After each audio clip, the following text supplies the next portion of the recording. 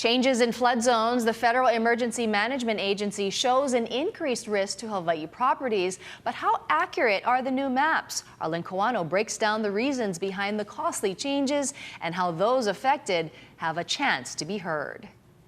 Thousands of homeowners who currently do not have to pay for flood insurance would have to if the new FEMA maps are finalized. This is a current flood risk map for Oahu.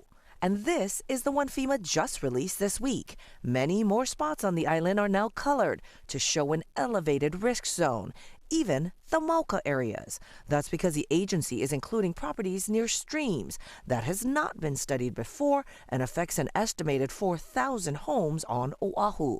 Owners with federally backed loans could be forced to purchase expensive flood insurance. With the rising costs of housing and everything else in Honolulu, it's going to be a great concern, and especially for us in the homestead, that I would want our communities to be alert about this. This will put a lot of people under that break-even line, and so I'm really worried. I would like to have our congressional leaders come down, hold town hall meetings about this with FEMA, with state officials, with county officials, to let people know what's coming down the pipeline. FEMA has been working on these maps for the past 5 years, studying hazards and using engineering techniques to identify flood-prone areas. There's 4 homesteads and more to be built in Ewa is really of great concern for me.